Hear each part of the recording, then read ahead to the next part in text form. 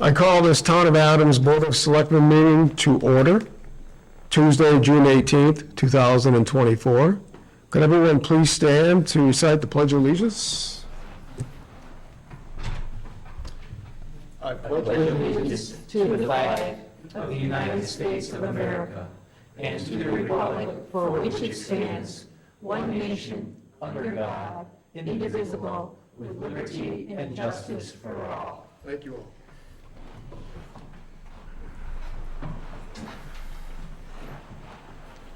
Number 3 on this evening's agenda is an executive session based on Mass General Law, Chapter 30A, Section 21, for reason number 6, to consider the purchase, exchange, lease, or value of real property if the, as being the chair, I do declare that an open meeting may have a detrimental effect on the negotiating position of the public body.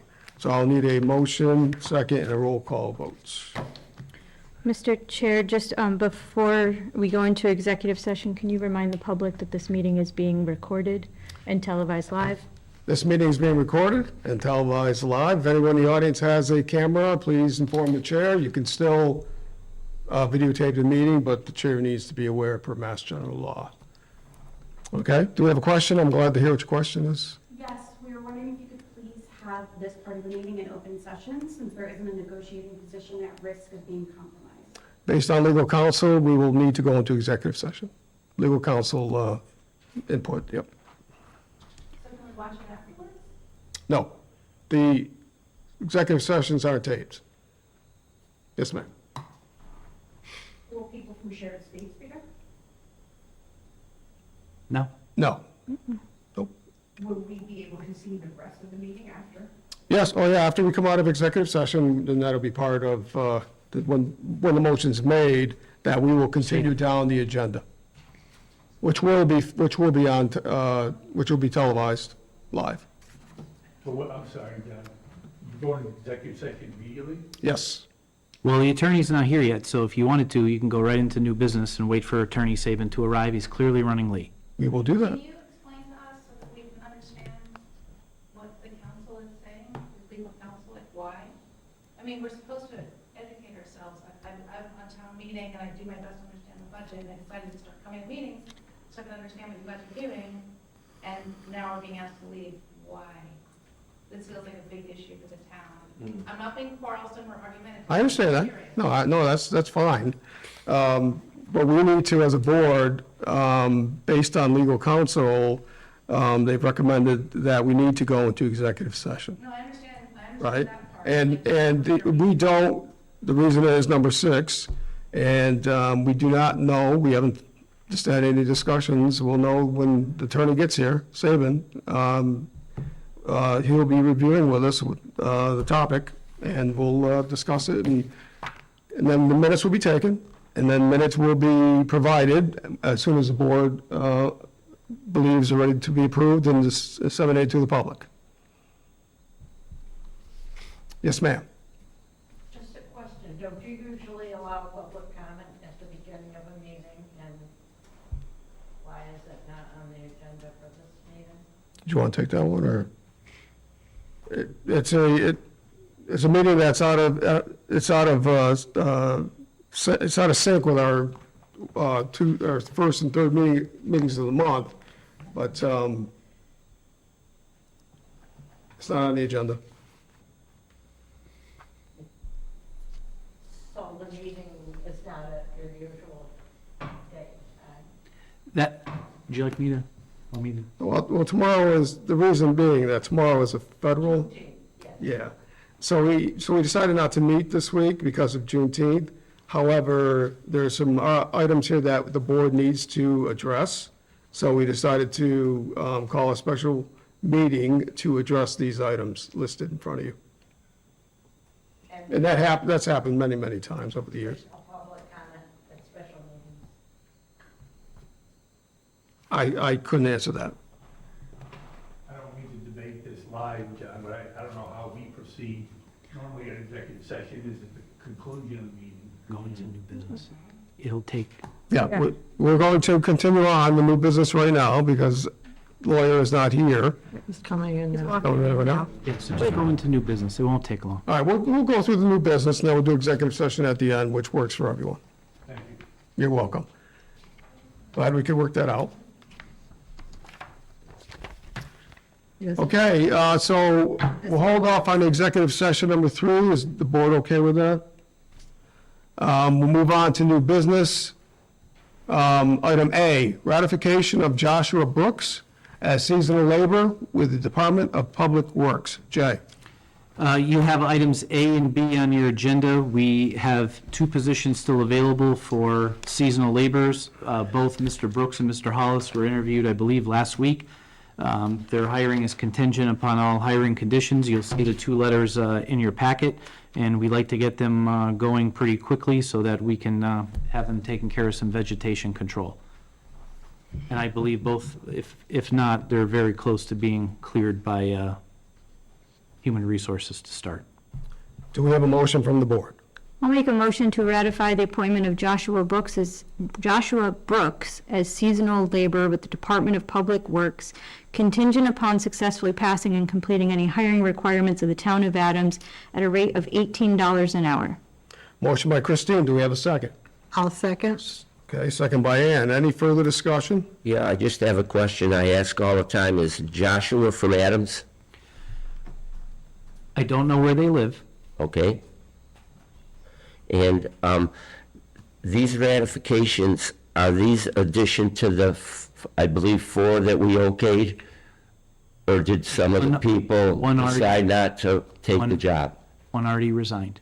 One They were already unable to resigned. work the hours that was requested of them. So that will make, should we ratify this and the second one, that will be 1 extra compared to what we were, You'll be at 4 out of 5 budgeted. okay? We're within budget. So I understand, Joe, your question, which you've asked many times, which is fine. However, we're going to choose the most qualified individual for these positions, no matter, from Adams, North Adams, Cheshire, wherever they're from. We're going to pick the most qualified person in that position. May I just comment on that? Yes, sir? Yeah? The reason I'm asking is, these are seasonal positions, they're certainly not skilled positions, and I firmly believe that we should give these seasonal jobs to the people that live in Adams, unless we don't have the people from Adams putting their names forward. That's all, the only reason I ask. Well, I didn't want to get into it, Joe, but I think it's important to mention it, and I came prepared just in case. Our personnel rules and regulations in Section 2 state the following. The town will make every effort to attract and hire the most qualified persons consistent with the town's affirmative action goals. Every individual, regardless of race, color, religion, sex, age, mental or physical handicap, national origin, ancestry, or sexual orientation, applying for employment with the town will receive equal treatment. Individuals shall be recruited from a geographic area as wide as necessary to ensure obtaining well-qualified candidates for various types of positions. We cannot favor them based on residency. We obviously hope that somebody from Adams who wants to work here, it's easier for transportation, et cetera, but we cannot hire on that basis. So we hire the best qualified people for the job regardless of where they live. Okay, may I ask how many people put in for these positions? The grand total number of people who put in for seasonal laborers are Mr. Durant, who's been with us before, Right. Mr. Marco, who's been with us before. I can't remember, her name is Jenna. She put in for it. She's the one who declined to work, so that was 3. And then we have these 2, so that was 5. If you include Steve Scrocky, who was asked to do it because we needed the help, that would have been 6. All right, we have a motion and a second on the floor. Any further discussion from the board? Hearing none, all those in favor say aye. Aye. Opposed, none? Unanimous decision. Item B under new business, ratification of Sean Hollis as seasonal labor with the Department of Public Works. I'll make a motion to ratify the appointment of Sean Hollis as seasonal laborer with the Department of Public Works, contingent upon successfully passing and completing any hiring requirements of the town of Adams at a rate of $18 an hour. Motion by Christine, do we have a second? I'll second. Second by Ann, discussion? Hearing none, all those in favor say aye. Aye. Opposed, none? Any absent, Abstentions? Unanimous. C, ratification of Jessica Bugby as Administrative Assistant to the Adams Council on Aging. We have a letter in your packet, a brief one, from myself to the Board of Selectmen, but I will read Sarah's Fontaine, our director, letter to you. I would like to recommend Jessica Bugby be ratified as Administrative Assistant at the Adams Council on Aging starting on or about Monday, July 1st, 2024. This is a 35-hour per week full-time position starting at grade 5, step 5, hourly rate of $20.38. Responsibilities include managing phone, computer, and data tracking systems, coordinating transportation requests and program registrations, and assisting in clerical duties such as payroll, invoices, and deposits. The administrative assistant is usually the first point of contact at the COA for the public, and as such needs to have an amiable and empathetic disposition and be able to work in our fast-paced environment. Jessica's 25 years of experience as the assistant manager, at her family-owned business, as well as her experience as a family caregiver for older relatives and friends, will serve her well in this position. We're very excited to have her join our team at the Adams Council on Aging. Thank you. Any further discussion? I'll make a motion to ratify the appointment of Jessica Bugby as Administrative Assistant for the Adams Council on Aging, contingent upon successfully passing and completing any hiring requirements at a grade 5, step 5 rate of $20.38 an hour. Motion by Christine, do we have a second? I'll second. Second by Ann, any discussion? Yes, I would just like to know, is this replacing somebody? Izzy decided to leave. She's going to continue to volunteer for us, but she decided to move on. Catherine Belizzi is her. Yep, I know who she is. Yep, okay, so somebody's leaving, right? Okay. Any further discussion? Hearing none, all those in favor say aye. Aye. Opposed, none, unanimous decision. Item D, we do not have an individual who has accepted that position, so we're going to not vote on that ratification this evening. But be brought back at a future meeting. Item E, review memorandum of understanding with Adams Fire and Water District for service to Graylock Glen. Jay.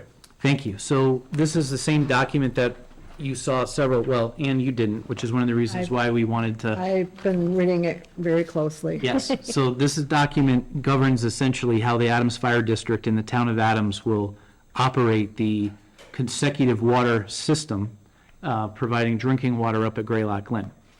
When DEP received an application from the town and from the fire district to operate what's called a consecutive water system. So what that means is the fire district will provide finished or ready-to-drink water to the town system, to Graylock Glen, and then the town will take it from there and distribute it up into the fire tower and up into the outdoor center and the other development components that will come about. We needed a document that will basically just explain how we do that, and that's a requirement of the DEP permit. So the Adams Fire District and the town got together a while ago, probably well over a year, probably 2022 range, and came up with all of these terms as to how that's going to happen. The terms have not changed at all. This was previously signed. However, now that we are very close to turning on the water, DEP just requested the fire district and the town to have a current document signed with a more recent date. So the Adams Fire District just asked us to put that in front of the board for signature. We could have just had the board come in and sign it, but we wanted to take the opportunity to have you look at it again and bring you up to speed with it. You've read it. There's no need to, we had gone through a pretty lengthy conversation about it. But it just talks about who's responsible for reporting to what, who's responsible for that, what the daily demands are, et cetera. So we're just looking for, once again, an affirmation of the memorandum of understanding and the opportunity to sign it. Any questions, Ann, that you might have about it? I guess the only one thing I did not quite understand, I mean, I sort of have an idea, is the downstream and upstream. That part I wasn't clear. What was, so the upstream is when you're bringing it up to them? No, upstream would be essentially, if you're standing on West Road, I got to think this through to make sure I don't speak because it's been a little while. If you're standing at West Road and you're looking at the pump house, Upstream is essentially the water district feed. That's upstream from the flow. Okay. So that's coming from the well field in Cheshire. It's coming through, it's, the treatment is being pumped up and it's gonna get up to West Road. There's a valve in West Road that cuts over to the pump house. With the silver container at the corner of West Road and Gould Road, in that is a backflow preventer, a meter, et cetera. At some point, although the water freely flows, that water now becomes downstream and it's owned by the town water system now, Gray Lakeland Water System going up. That's what those terms are. Okay. There's different requirements. Some of the measuring equipment is upstream so that the fire district can measure the water flow, they can see the pressure, they understand what the impact of the Gray Lakeland system is on the greater district system. Okay. And this was always reviewed by our engineers. I just asked our engineer to review it again, and everything is current on it. Any other questions? I have a question. We knew that we would need someone to be the operator, and we knew this was coming, but we still haven't got anybody on board for this. What was the reason for not having anybody, starting to get trained? Because this is going to cost us extra money in the long run. Oh, that's not incorrect. We just had Okay. DEP approve our operator and the backup operator. Mike, when they do that? Monday? Monday. Okay, well, that's Monday, so. Right, and Yeah, today's Tuesday, so Yeah. we're right there on it. you're right there on it? Yeah, Okay. we're doing everything that we're required to do. All right, and another thing, do we have a gap, a financial gap for the tower? No? No? Donna? No? Okay. May I ask why you're asking that? Well, because I just heard that at one time, there was $80,000 that we didn't have to complete it. That was brought up by you that I know of. No? No? Okay. So we're on budget, right? For the water system, yeah? Water system. Okay. Anything else? Any other questions? Anyone from the audience who has a question in regards to this memorandum only? You happy to? It was part of the agenda. whole water thing You can read, that you gave Ann? sure, you can get a copy of it. Yeah, okay, Sure. great. There's so much information about the water and who's gonna pay for it, who we're pumping it up for, and Understood. whether it is baffling and positive, I can understand it if you really read it. Okay. All right. Yes, sir. Come up to the podium, state your name. I got to start doing that. I haven't been good at that. So the people at home can hear you and see you. Charles Foster, I live on Murray Street. Yep. Now, do we know what the cost of the water is gonna cost the town that's going from West Road up to the building into the water tower? Or who's gonna be paying for that water? Town of Adams. The town, and do we have any idea? Not until we actually use the volume of it, find out? Pretty much. Yep, and it's a bulk discounted rate. So the district will charge us, and then we'll pass that cost on to the tenants of the outdoor center. And when the campground operates, they'll be metered separately, and they'll pay for the water. So, and the town paid the expense for the pipes to get up to the Glen with the grant, I believe? That was done a while back, right? It's been done in phases, yeah. And the revenue goes to the fire district. Yeah, they own the water. Yep. That's strange matching principle. We get the expense, they get the Yeah. revenue. How about that? Yeah. Thank you. Thank you. Anyone else have a question in regards to this agenda item? Okay, do we have a motion yet? We have a motion on the board? Make a motion to approve the memorandum of understanding with the Adams Fire and Water District for service to the Greylock Glen as presented this evening. Motion by Christine. Do we have a second? I'll second. A second by Ann. Any further discussion from the board? Well, just one comment. I have to concur wholeheartedly. This is a pretty complicated memorandum of agreement. There's a lot in there, and I had hoped that when we had this discussion that we could have the water department here so we could be able to understand one another's goals and how we're going to achieve them. But you already had that conversation, 2 years ago. We already did. 2 years ago, right, Yeah. 2 years ago. and none of these terms have changed. Same document we signed 2 years ago. DEP is just requesting the same document be signed with a date of June 2024 because the system is going to be commissioned in August. That's all that's being asked. So if a member wants someone to be here, just send an email to Jay and myself. We will have them here to support the meeting when you review your agenda. That's for everyone. If we knew DEP wanted a concurrent timeframe with commissioning the system, then we probably wouldn't have had that conversation back then in 2022. We would have waited. But we wanted to be proactive and understand what our operating obligations are with the system so we could figure out what kind of operator we needed and if DEP was happy with the MOU. So in 2022, DEP said, we're very happy with the MOU. All that's being asked for is a signature that says the Board of Selectmen have reviewed this and approve it in June of '24, not 2 years before the system's commissioned. There's nothing abnormal about that or odd about that. That's what we're being asked to start the system by the regulatory agency, and that's what's being asked tonight. Any further discussion? Hearing none, all those in favor say aye. Aye. Opposed? Any abstentions? Unanimous decision. The last item on the new business is review and approve a new host agreement, community agreement template for cannabis businesses. Now, this is just a template that the state has imposed on all of the communities throughout the state. Kobe, come on up. So I'll set the stage for everybody. The sale, manufacture, anything to do with marijuana or cannabis is regulated by the Cannabis Control Commission. You may have seen articles in the newspaper about how a community can no longer accept a host community agreement, which really was the cash cow for municipalities to make money off cannabis sales. The state legislature has ruled that essentially illegal now and can't be done.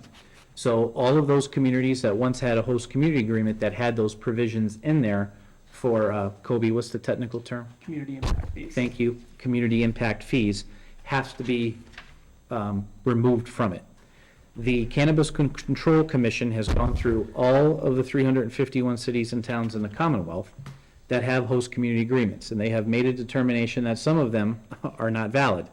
Ours were deemed not valid, and we are given 30 days to have to now come up with a new host community agreement that our providers will be able to sign. If not, then their license is temporarily suspended and they cannot operate. This has been percolating now for quite some time. The Cannabis Control Commission, we have been, along with other communities, have been waiting for the template agreement, because at this point, I'll turn it over to Kobe, and he will explain to the board and to the public what a host community agreement template means and why it's beneficial at this point, probably for the town to adopt it and not make up its own. Yeah, sure. And just to give you some background, some info about me and my background with cannabis law, I'm a licensed attorney in Massachusetts. I'm currently not practicing. I'm a program manager up in community You're development. recovering, Kobe. Yes. While in law school, I took a cannabis law course. It was one of the first ones to be offered in the country. And I also, while in law school, during an internship, worked on the application for a cannabis dispensary as well. So with that in mind, when I started here with Adams, I've been keeping an eye on the Cannabis Control Commission's, the notices that they put out, their public meetings, which are always fun to watch. But I've been keeping an eye on the developments in the cannabis industry, especially with relations to municipalities. So here, as Jay had mentioned, the template they have developed is a result of a statutory requirement that was passed in 2022 by the State House. It was to address a lot of the inequity that Jay was talking about. So essentially, the model template is to provide a simplified version for municipalities and businesses to use. The rationale is that it reduces legal costs for both the municipality as well as the businesses. It provides a standard set of requirements for these businesses, so it helps with equity. So every applicant or licensee gets a fair shot with the same municipality. In addition, these templates, once submitted to the Cannabis Control Commission, are presumed to be compliant with the new regulations. So with that in mind, we, as Jay had said, have about 30 days. We're given 30 days to come up with a compliant HCA.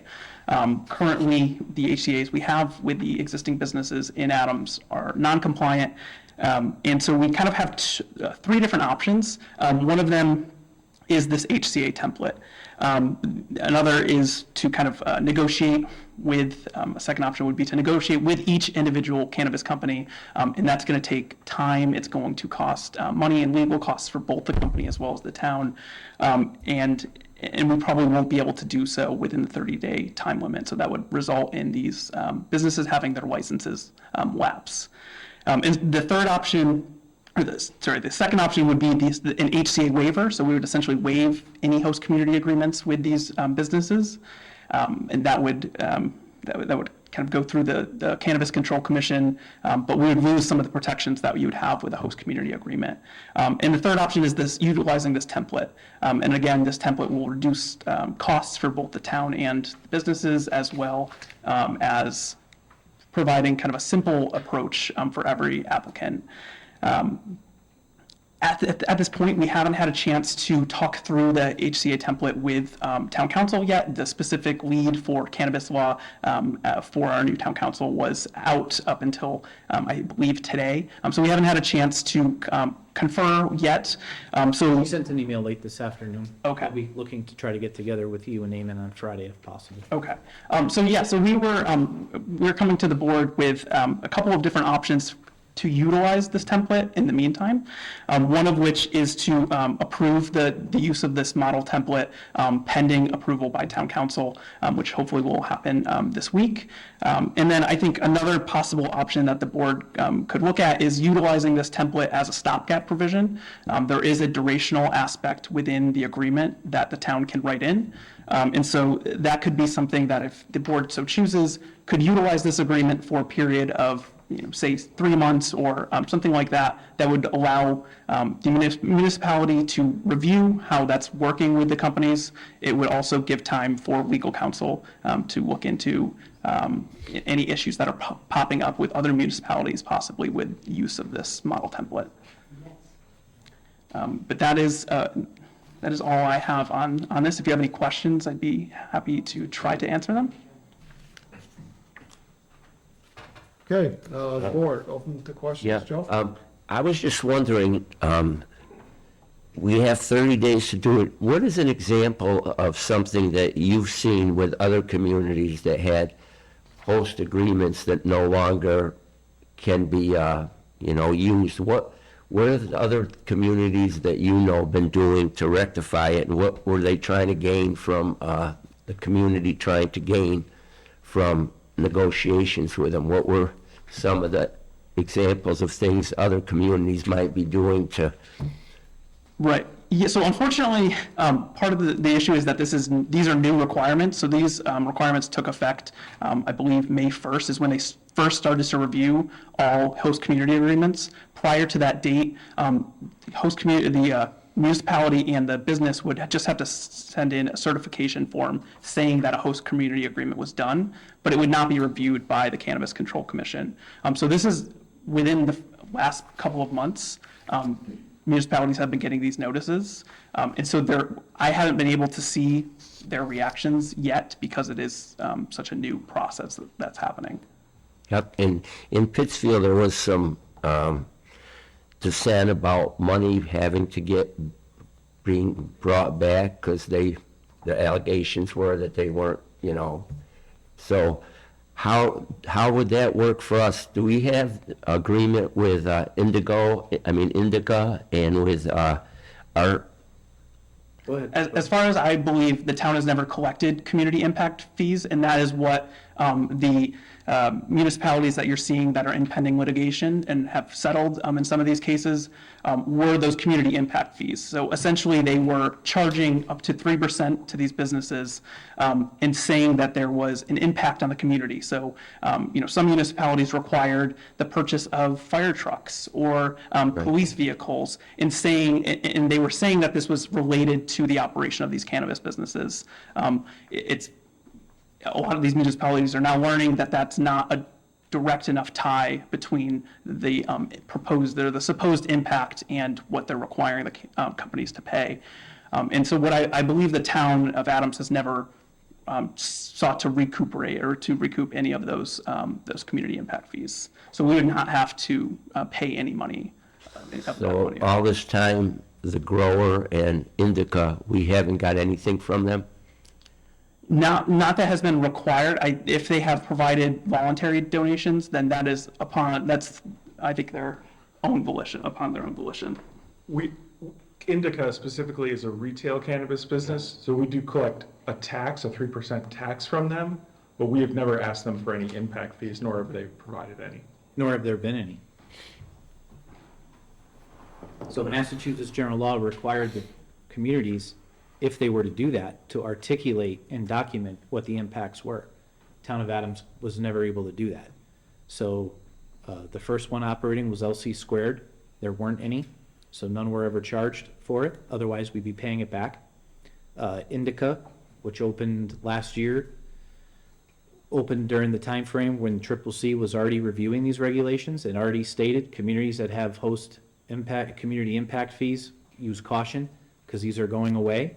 And community development staff and myself had participated in a few legal webinars, in fact, with the attorney who we've now hired as part of KP Law, saying be cautious with it. So the town never had any costs that were authorized by law, and by never charging any, up to 3%, which was the initial thought all those years ago when those host community agreements were drafted, it was understood back then, you didn't need to document it. You just arbitrarily got 3%. Wasn't accurate back then, and it's certainly not the authorized legal framework now. So Adams was, we're free. We don't have to pay any money back. These other communities are in a very difficult spot with that. So quickly, what is it that, because you said we are not in compliance, and we have to what are the things that we are not compliant with because we didn't have this where we get more money? Is there some other things? That is a great question, and it is a question that I have for the Cannabis Control Commission as well. In their notices, they simply stated that our agreements are not in non-compliance because they were drafted before Chapter 180 was passed. They did not go into any specifics as to what specifically in the agreements was deficient. I believe that they have to do that to provide adequate notice, but I've tried to contact some of their municipal liaisons, and they have not been very helpful on that aspect of it. Okay. If I had to guess, it would be that community impact fee language that was in the old agreements. Even though it was never acted upon, it's still a part of the legal documents. One example I can point out is a difference.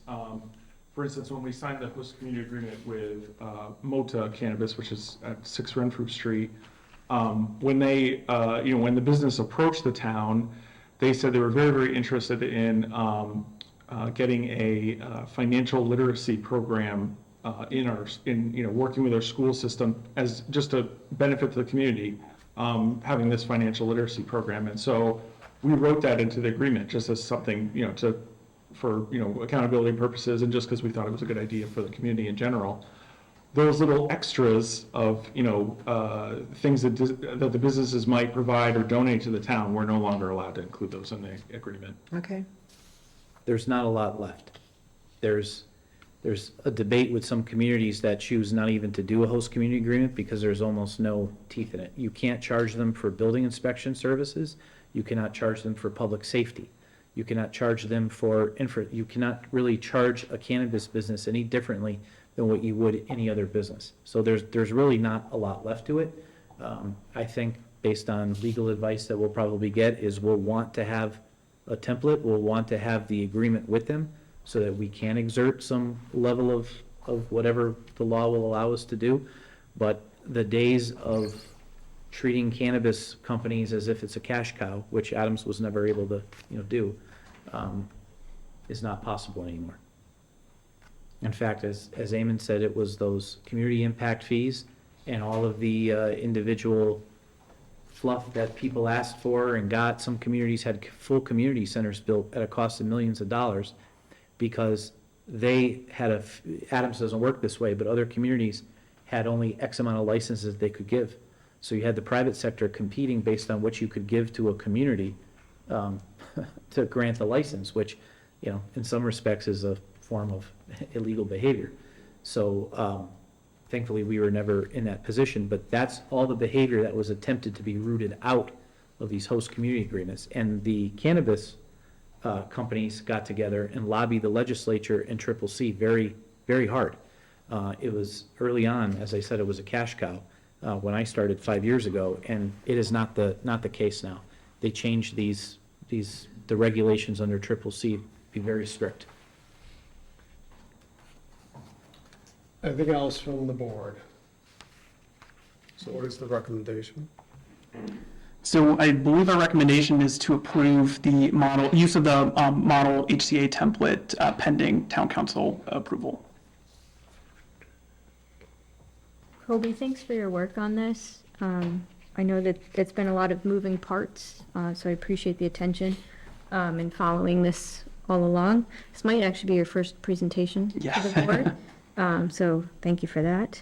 But I did read the materials that you had sent ahead of time, and thank you for that. And I would like to make the motion to go with your recommendation to adopt the host community agreement template that's been presented pending approval of town council. Motion by Christine, do we have a second? I'll second. Second by Ann, any discussion? Hearing none, all those in favor say aye. Aye. Opposed, none, unanimous decision, thank you. Thank you. And yeah, before we sit down, we just want to mention, we'll just tee up, we will be coming back to the board very soon to talk about a social equity policy that's also being required by CCC. It's not on the agenda for tonight, but will be discussed very soon. That was going to be my question, but it wasn't here. Thank you, Kobe. Okay, that's it for new business. We're going to go back to item 3, executive session. And again, Mass General Laws, Chapter 30A, Section 21, for reason number 6, to consider the purchase, exchange, lease, or value of real property. As the chair, I declare that an open meeting may have a detrimental effect on the negotiating position of the public body. The topic is the review development agreement with Shared Estates for Greylock Glen Campground. Do we have a motion? I'll make a motion to go into executive session as per Mass General Law, Chapter 30A, Section 21, for reason number 6, to consider the purchase, exchange, lease, or value of real property if the chair declares that an open meeting may have a detrimental effect on the negotiating position of the public body. As the chair has stated, it would be to review the development agreement with Shared Estates for Greylock Glen Campground with the town of Adams. And as part of my motion, I'll just state that we would come out of executive session for no other business other than to adjourn. Motion by Christine, do we have hold on a second, the chair, let's get a second. We have a motion by Christine, do we have a second? I'll second. Okay, second by Ann. If you have something you'd like to ask, you go up to the podium. Part of discussion can this. Because that you couldn't explain why it was detrimental unless there was a lawyer present, and now I understand. Which we will discuss in the executive session. I just want to, usually I wouldn't do this, but you had a question. What's that? But you said that you would tell us why, you couldn't explain why it was detrimental to have an open meeting about it, but the lawyer was coming to explain all that, and now he's here, can he explain it to us? It's just bad optics, you guys. It's not, we want to Yeah, have a that's fight about it, we fine, just want to sure. hear it. That's fine. Well, just also keep in mind, Garrett, it may be bad optics, but I feel the need also, this is normal practice and normal procedure. Our lawyer is Attorney Jay Sabin. Attorney Sabin is an accomplished business attorney. So he probably is really skilled at explaining things. But if we tell you why it's detrimental, we tell you the thing that we're going to talk about, which is detrimental if at this point in negotiations that it be spoken about. It's normal, but the last time you went into executive session, the whole town blew up. We can't control how people react to normal municipal process. And I think it is very important that somebody finally say, what we are doing is normal practice. The problem is, it's not routine. It's not common. The Greylock Glen Development Project is a very complicated development project. It consumes a large amount of staff time, consultant time, in legal time. Right, you explained that in town meeting, why you're hiring an expert. Correct. Absolutely. Correct. So I appreciate you understanding that, Garrett, and we have business tonight. This board has business tonight. Actually, Jay, you answered when you said the thing that John didn't say, which is you can't say why it's detrimental because that would reveal what you're talking about. Yes. That is You good got it. English. I understand that. Got it. I'm glad you didn't have to do it. Is that? It's not that your English isn't great, John, but that was Right. not clear. Mr. Chairman, is there a general statement that Attorney Saban can make that goes in line Jay, with can you that? come up here, please? State your name, please, and so people are. You can sit wherever you want. You can go to the podium or you can sit there. There's a microphone in either location. And still state your name, please, Jay Saban. and your business. I am special counsel representing the town of Adams in connection with the Greylock Glen project. My question was, are you able to provide a general statement as to the detrimental nature that has been counseled to We're the going chair? to be discussing value of the real estate, and that's generally something that does not happen in open session. Okay. That makes Thank so you. much sense. It's like you don't talk about somebody's compensation in open session. That makes total sense. That's all you have to say. Now you said it, well, get out. At least I will. Thank you. We have a motion and a second. Any further discussion? Can I ask you That- a little bit more specific about that? Come on We're up. discussing the value. Come up, please, and state your name. That's okay? When you're discussing the value of the real estate, is there a risk of you losing the town's negotiating position? Sure. Because someone else can lease this to shared estates? No, it just makes it very, we don't want to invite people who are not party to our side of the negotiations into that, and that's the whole purpose of the exemption. And we didn't already have this already figured out in January? No. We thought we did, but we did not. Okay. All right, so we have a motion and a second. Any further discussion? This is a roll call vote. Joe? Yes? Ann? Yes. Christine? Yes. And myself, yes. Okay, I'll take a 2-minute break.